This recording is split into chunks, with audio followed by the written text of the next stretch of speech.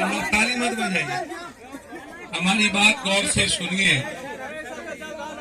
हम आने वाले जो समय है दीपावली की, छठ की, इसके लिए हृदय से आप सबको कि ईश्वर आपको हमेशा पीड़ाओं से, दुखों से, कष्ट से, संकट से, अभाव से, डर से दूर रखे। आप हमेशा मुस्कुराएं। पूरा परिवार ये दुखद क्षण में हम सब इकट्ठे हुए हैं। यह लोकतंत्र के लिए एक अच्छा संकेत नहीं है। यहाँ बहुत दूर तक, आगे से लेके पीछे, लगभग सभी माँ बहने हम बुला लेवे, अहाँ सब स्थित रहियो न। हमें एक एक चीज के जाने छिए। पहले हमार बात अहाँ सब सुन लियो, अब फिर अहाँ के जे कहते हम ओकरा कहबे, अहाँ बोलो। होता क्या है, अभी हमने कुछ दिन पहले, भैया बेटा आप लोग चुप रहिए। हेलो बेटू, आप लोग चुप हटिए, वहां से लाइव चल रहा है, पूरा देश लाइव जा रहा है। हट जाओ, उतर जाइए, उतरिए बेटा, उतर जाइए, लाइव कर रहा है। उतर जाइए, उतरा ले किनारे। विक्की आगे बिजली बेटा। मैं सबसे पहले यहाँ माँ बहन रात में खड़ी हैं, सबके दिल पर इसका असर पड़ा है। कोई भी माँ हो, कोई भी बेटी हो, बहन हो, गहरा मन पर असर है इस घटना का। कोई भी बुजुर्ग हो जो मेरे लिए ईश्वर तुल और देव तुल हैं, पिता के समान हैं, या कोई भी मिडिल क्लास के नीचे लोअर क्लास, पुअर पीपुल, जिसके पास 1 कट्ठा 2 कट्ठा 2 बीघा से, भैया चुप रहो, 2 बीघा से 1 बीघा से नीचे जमीन है, वो या तो बटेदार होता है, या तो दहियारी मजदूर होता है, या तो बंधुआ मजदूर होता है, और अपना जीवन इसी तरीके से पूरी लाइफ किसी तरह सस्टेन करता है, बढ़ाता है, बच्चों के साथ, परिवार के साथ। अभी हम 2 मर्डर के बाद आए, हम क्षमा चाहते हैं आपसे। भैया आप लोग चुप रहिए प्लीज, हमको सुनिए। लेट हो गई। अंडराधारी के पहले एक नाई जाति का था, बड़े दबंग लोग उनकी पत्नी के साथ बलात्कार करना चाहा, अब उन्होंने विरोध किया, उसके हस्बैंड को मार दिया। 5 मासूम छोटी छोटी बच्चियां, एक मासूम लड़की के साथ 7 लोगों ने बलात्कार करके मार दिया। विलम्ब हमें वहीं हो गई, काफी अच्छी स्थिति नहीं थी। पूरा का पूरा अंडराठारी बाबू बढ़ी के लोग, उस इलाके के जो अत्यंत पिछड़ा गरीब लोग थे, वहां इकट्ठे थे। पंचायत में उसकी पत्नी को, जब उस पे पंचायत शिक्षक पर पंचायत बैठी, उसमें भी शिक्षक ने उसकी पत्नी को द्रौपदी से भी बुरे तरीके से घसीट के मारा। पंचायत मूक दर्शक बनी रह गई, और एक भी जनप्रतिनिधि, एमएलए, एमपी वहां नहीं पहुंचे, इसीलिए हमें लेट हो गई। हम 4 दिनों से यहां से लाइव देख रहे हैं। हम मुलायम सिंह जी की घटना नहीं घटी होती, हमें सफाई नहीं जाना होता, तो हम सबसे पहले इधर आते। क्योंकि हमारा सफाई का कार्यक्रम बन गया था, पूरी दुनिया आवाज कर रही थी कि पप्पू यादव अभी तक नहीं पहुंचे, इसीलिए हम 3-4 दिन हमें विलंब हुई। लगातार हम डीएम, एसपी, एसडीओ, आज भी हम त्रिवेणीगंज के डीएसपी एसडीओ से 10 बार बातचीत की है। हमारी बातचीत राजस्व मंत्री आलोक मेहता से हुई। हमारी बातचीत आईजी एडीजी सबसे हुई।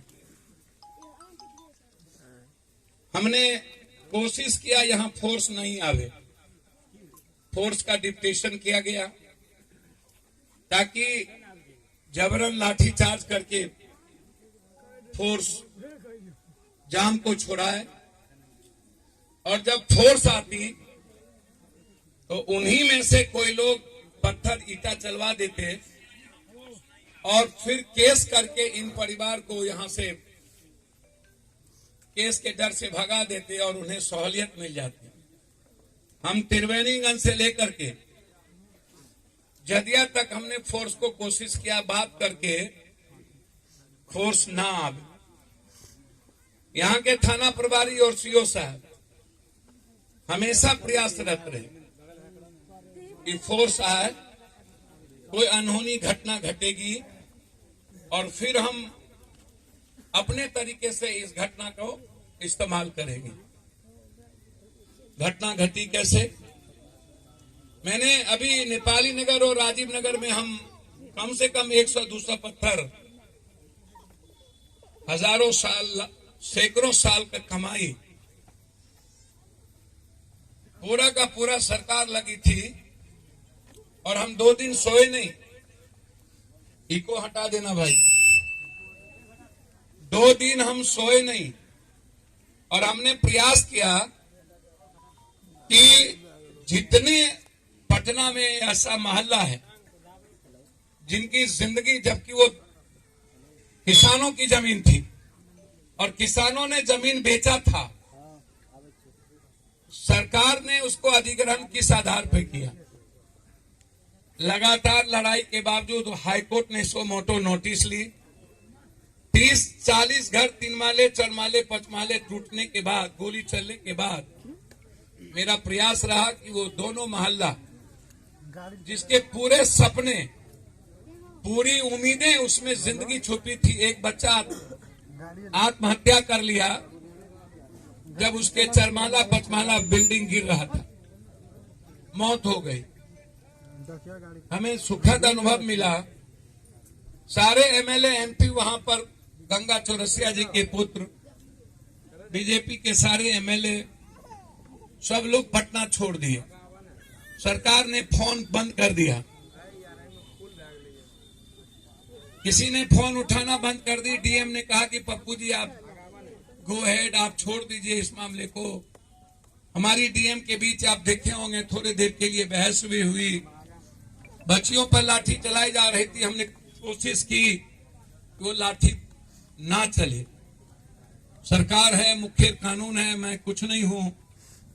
जब हम यहाँ के लगातार वीडियो देख रहे, हमें आश्चर्य हुआ। मैंने डीएम साहब से कहा, डीएम साहब ने हमसे कहा कि सर मैंने आदेश दिया था जमाबंदी के सवाल पर कि जब तक मेरा कोई निर्णय नहीं होता है तब तक वहां कोई कार्रवाई नहीं होगी।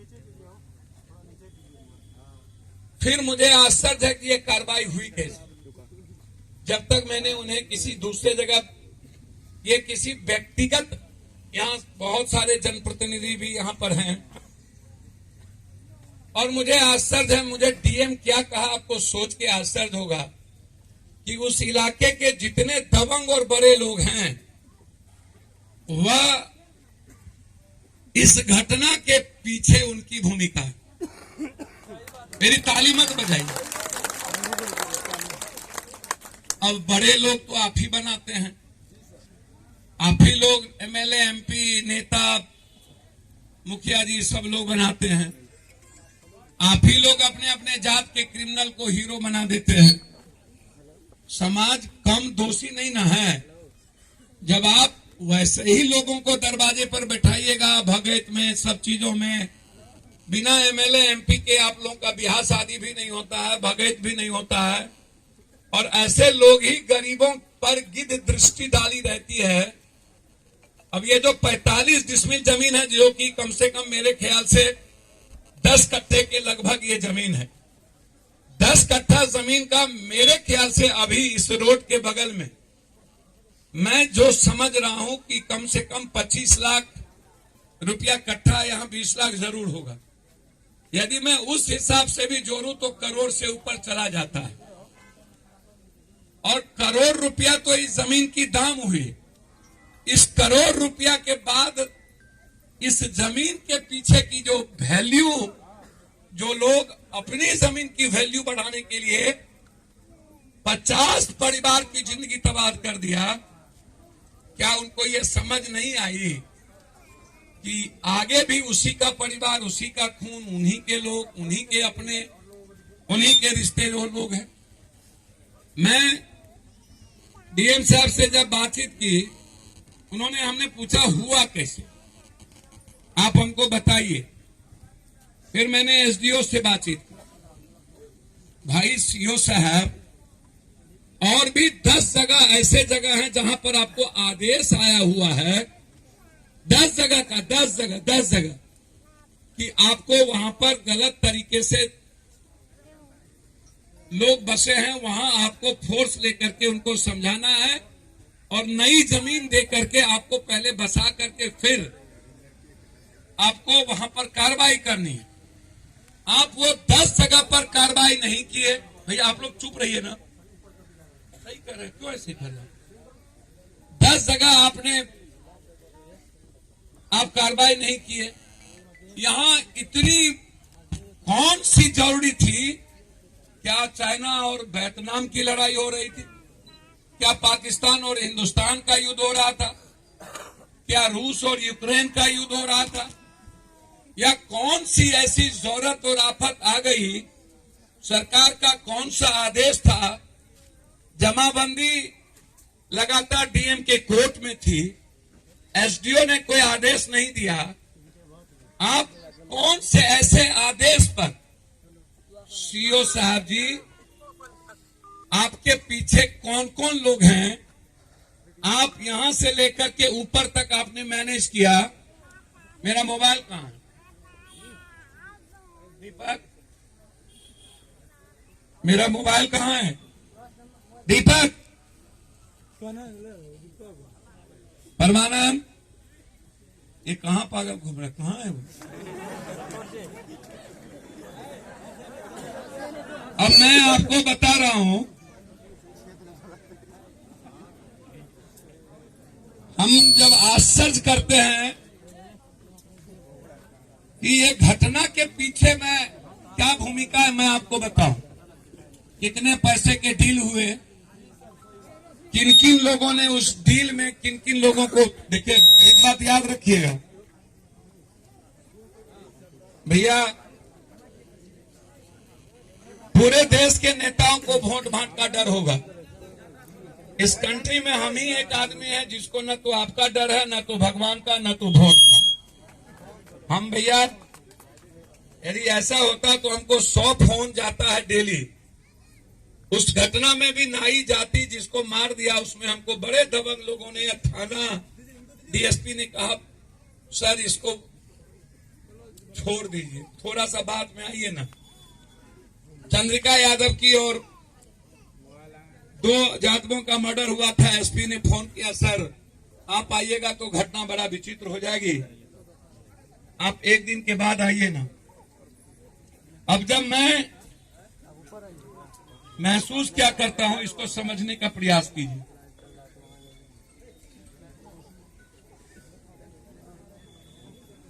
देखिए, अतिक्रमण अभिलेख बाल संख्या अवलोकन 6/22/23 खोला गया। विक्षुब्ध लोगों के द्वारा आरोप लगाया गया कि आपके द्वारा अतिक्रमण खाली एक पक्ष किया गया, साथ ही जो 3 परिवार के लोगों को अतिक्रमण और 50 लगभग कदमलाल यादव को छोड़कर सभी का आवासीय मकान था, जो अतिक्रमण हटाना विधि व्यवस्था के दृष्टिकोण से सही नहीं था। डीएम ने मुझको और भी बातें कही और एसडीओ साहब से मेरी जो बातचीत हुई आपके द्वारा किस परिस्थिति में अतिक्रमण के बाद चलने, अतिक्रमण खाली कराने, पुराने जमीन के रिपोर्ट को ही सही माना गया, आपके द्वारा पुनः अद्यतन नापी क्यों नहीं की गई? पुराने कर्मचारी की नापी को ही सीओ साहब आपने सही क्यों मान लिया? चौथी चीज, आपके द्वारा अतिक्रमण में आवासीय घर हटाने के पूर्व दंडाधिकारी एवं पुलिस बल मांग करने के समय वरीय पदाधिकारी को परिवार की संख्या एवं पुनर्वास संबंधी बात क्यों नहीं आपने मौखिक लिखित रूप से क्यों नहीं प्राप्त की? आपके अंचल में लगभग 15 मामले लोग जन शिकायत के अतिक्रमण से संबंधित लंबित है। आपके द्वारा उक्त बाद में इतनी तत्परता क्यों की गई? अपर समाहर्ता सुपौल के द्वारा जमाबंदी रद्द की सूचना अतिक्रमणकारियों को क्यों नहीं दिया गया? जब डीएम ने आदेश रद्द किया था, फिर सुपौल के एडीएम और सीओ की मिलीभगत, थाना प्रभारी, ये 3 व्यक्ति और पूरा का पूरा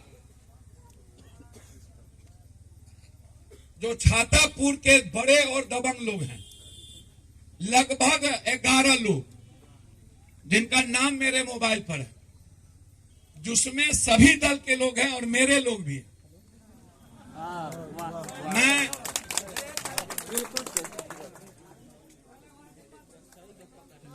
मैं जानता हूं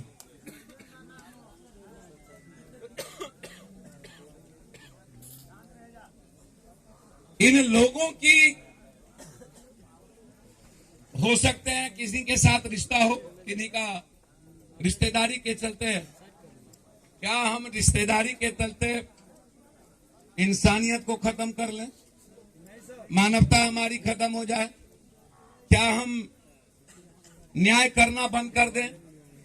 जब आप कभी जनता आपको प्यार करती है या आम लोग आपसे के साथ न्याय की उम्मीद करता है, अब इस देश का पीएम, सीएम, एमएलए, एमपी, मंत्री, संतरी, इसको वोट देती है जनता।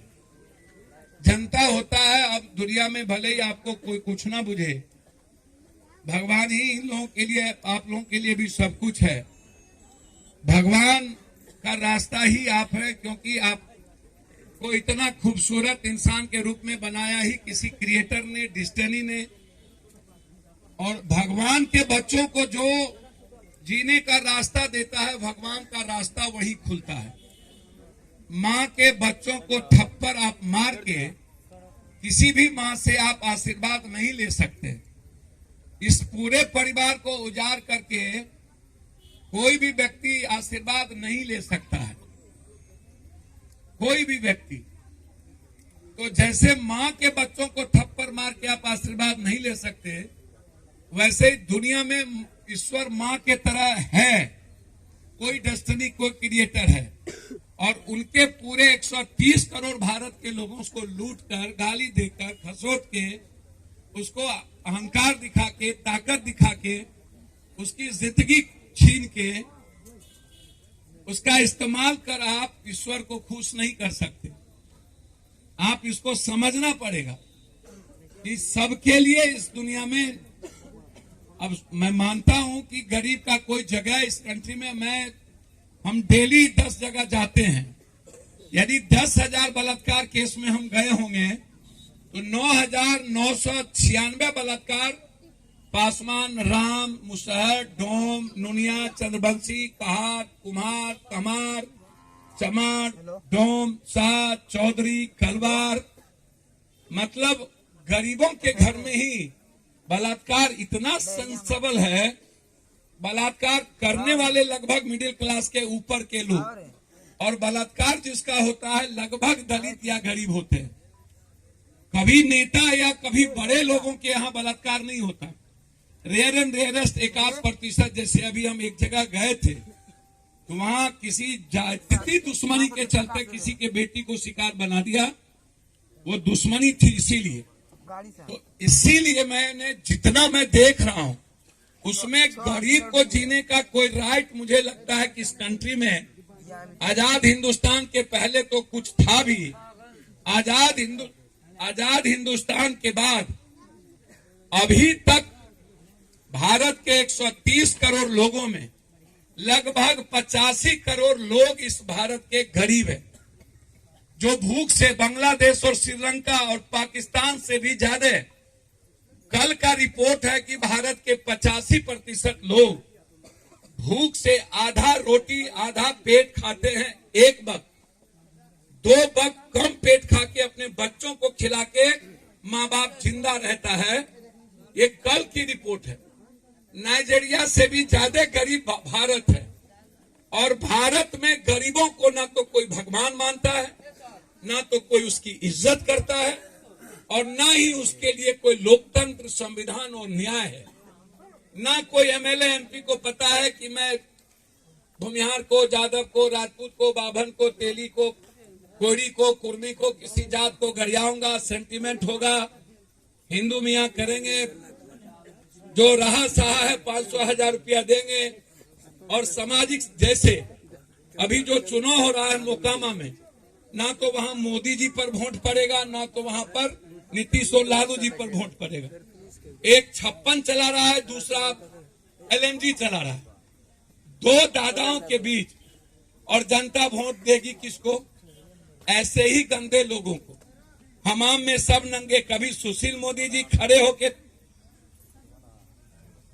पर्चा भरवा रहे थे और डिप्टी सीएम, कभी हम भरवा रहे हैं। जो परिस्थितियां हैं उसमें आम आदमी, middle class, lower middle class, poor people का रास्ता सम्मान का नहीं है। और ये घटना, जितने दबंग लोग इस घटना के पीछे हैं, उनको लगता है कि हमारे द्वारा ही गाइड होता है। अब नाम बोलना मैं उचित नहीं समझता हूं। मेरे पास 9 नाम है जो सीसीटीवी फुटेज, उसका मोबाइल नंबर, लोकेशन, कौन सीओ से मिला है, कौन कौन दरोगा से मिला है, कौन कौन बातचीत किया है, उसका पूरा का पूरा बायोडाटा मेरे पास है। मुझे समझ में नहीं आई क्या उनको मां और मौसी में क्यों फर्क महसूस हुआ। हमसे किसी ने पूछा कि अमुक आदमी और अमुक आदमी में क्या फर्क है। हमने कहा एक मेरे लिए मां है, एक मौसी है।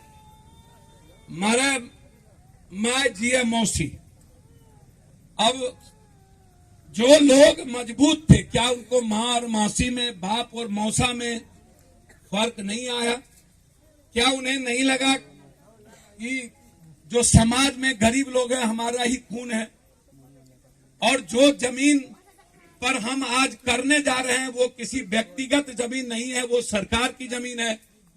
और सरकार की जमीन के पहले बरसात में और आम आदमी जब लगातार कोर्ट में न्यायालय बात संख्या लंबित है और उसमें कलेक्टर का आदेश पारित है, फिर इतनी जल्दीबाजी एडीएम सीओ कोई अयोध्या की मंदिर और मस्जिद का सवाल या किसी बड़े ताजमहल या किसी हिंदुस्तान की चढ़ाई का सवाल, कोई यह दहरिया पंचायत का यह जगह तो था नहीं।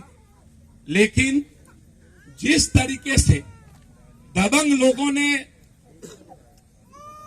प्रभावित किया है, देखिए मैं इस परिवार के को 20-20 हजार तत्काल शुरू करने के लिए मदद मैं कर तो रहा हूं, लेकिन 15 दिनों से 1 महीने के अंदर सीईओ और दरोगा दोनों को सस्पेंड होना पड़ेगा। मैं जिंदा हूं, कोई नहीं रोक सकता।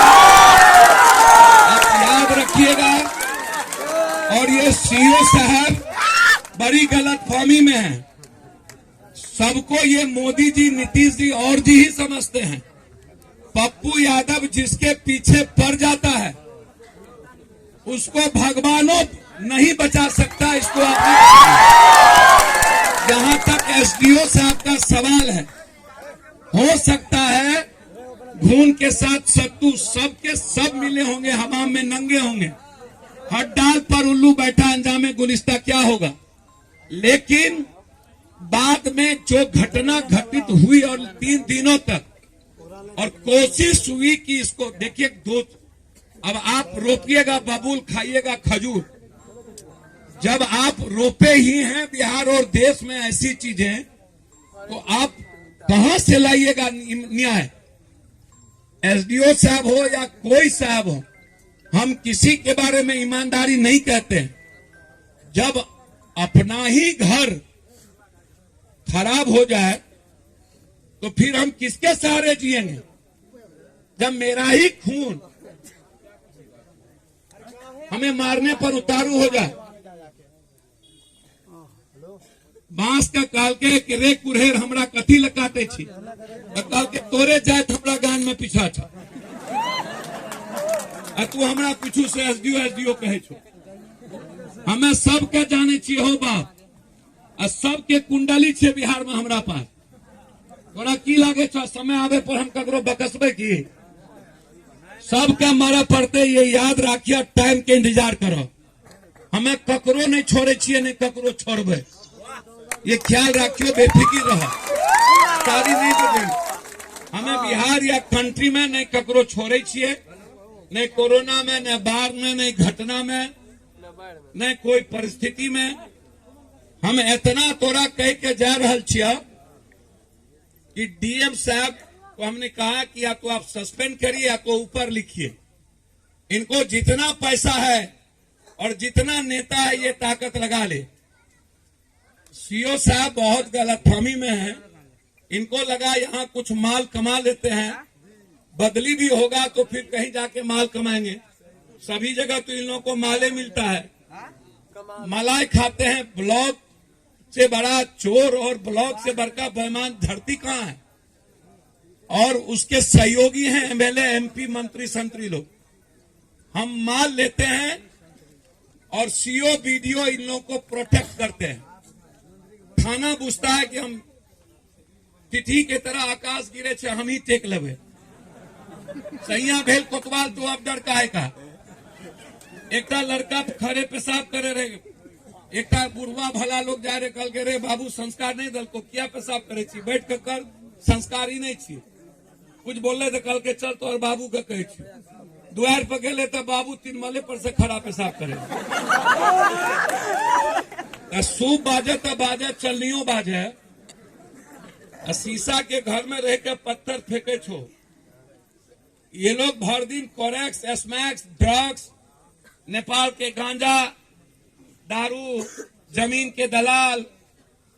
बाप माँ से पूछवा बेटा की करे तो कहता रियल एस्टेट के धंधा। अब दलाल लोग इंग्लिश में रियल एस्टेट भे गए। अब अपन अपन सोच है, हमें वो में कुछ नहीं कह सके छे। लेकिन जो घटना यहाँ घटित हुई है, जितनी लड़ाई हो सकती है हमारी क्षमता होगी। इस 8 परिवार और 50 घर के 50 परिवार और 8 फैमिली के लिए हम आपको इतना विश्वास दिलाते हैं। सारी दुनिया एक तरफ होगी तब भी इस परिवार के साथ हम अकेला खड़े होंगे और इसके न्याय में कोई कमी नहीं रहने देंगे, ना इसकी मदद में। हम आपको विश्वास दिलाते हैं। आपकी उम्मीद, आपका विश्वास पुत्रवत जितना और भातृत्व हम पर है, उससे कहीं ज्यादा आप उम्मीद रखिए। हम अभी इनके हाथ में मदद करके जाते हैं ताकि इनको किसी तरह की दिक्कत ना हो। 1 महीने का पूरा परिवार में कल तक राशन यहाँ 1 महीने का पहुंचेगा। और यह लड़ाई यहां से कोर्ट तक हम लड़ने का प्रयास करेंगे। और जो जो लोग इसमें हैं, उन लोगों को आप भी जानते हैं। हम हो सकता है कि व्यक्ति विशेष दंडित ना कर पाए, उनको शर्म आनी चाहिए, लाज आना चाहिए। यह बेशर्मी की सीमा पार करना सही नहीं है। लेकिन समाज के लोग ऐसे दबंग को मदद कभी मत कीजिएगा, ये मैं आपसे पैर पकड़ के हाथ जोड़ता हूं। ऐसे लोगों को आप कभी वोट मत दीजिएगा, कभी ऐसे लोगों का सम्मान नहीं कीजिएगा, चाहे वो जितना बड़ा ताकतवर आदमी हो। फॉर्च्यूनर पर चढ़े चाहे जितना बड़का गाड़ी पर, समझ लीजिएगा वो सुग्गर का गू है, वो गोबर है। आप उस पर जितना भी घी डालिएगा महक गोबरे का आएगा। इसीलिए आप ऐसे लोगों से बचिए। अब ये लड़ाई नीतीश कुमार जी तक और सरकार तक जाएगी। हम आज ही रात या कल तक हम बात करके जितनी कार्रवाई हो सकती है करने का प्रयास करेंगे। आप विश्वास कर लीजिए, जब कश्मीर को और कन्याकुमारी, अरुणाचल और गुजरात, बिहार का हर कोना को सिर्फ एक ही व्यक्ति से विश्वास है और वो है पप्पू। उसी से उम्मीद है, वो है पप्पू। सब 14 डिग्री के सेल्सियस में जीते हैं, ट्वीट करते हैं। हमने कभी 14 डिग्री 15 डिग्री में जिंदगी नहीं जी। 46-45 डिग्री से नीचे कभी नहीं जिया। 1 घंटा जिंदगी सो नहीं पाते हैं 38 सालों से, और प्रयास करते हैं हर व्यक्ति की कुछ न कुछ मदद हो। आप कौन हैं, किस जात के लोग हैं, आप किस दल के लोग हैं, ये मेरे लिए इंपॉर्टेंट नहीं है। आप मेरे खून हैं, आप इंसान हैं, मेरे लिए भगवान की तरह हैं, ये मेरे लिए महत्वपूर्ण है। और आपको प्रणाम करना और आपके लिए जीना ही मेरे जिंदगी का। मैं सुकून से तब जीता हूं जब किसी की मदद कर देता हूं। उस दिन 1 घंटा अपनी जिंदगी खुशी से जी पाते हैं, अन्यथा नहीं जी पाते हैं। इसीलिए हम लेट से आए, हमको सब कुछ की जानकारी है। इस परिवार के लोग से मैं आश्वस्त करता हूं, आपकी पूरी कमाई चली गई, मैं मानता हूं। मैं उसको लौटा के तो नहीं दे सकता हूं, लेकिन आपकी जिंदगी को नाश करने में जिनकी जिनकी भूमिका है, हम यहां युवाओं से कहेंगे कि जितना देर आप गलत फलत सोशल मीडिया चलाते हैं या फोन देखते या फालतू काम करते हैं, उतना देर आप इस घटना को दुनिया में दिखाइए। और जस्टिस फॉर डहरिया के लिए आप सोशल मीडिया पर पागल कर दीजिए। जैसे उस लड़की की जस्टिस के लिए हम गए थे और आपने पागल किया था, जैसे हम समस्तीपुर की बच्ची के लिए पागल हुए थे, वैसे ही इस 8 परिवार के लिए आपकी मोबाइल अभी से रात भर चले, ताकि सरकार की नींद हराम हो जाए।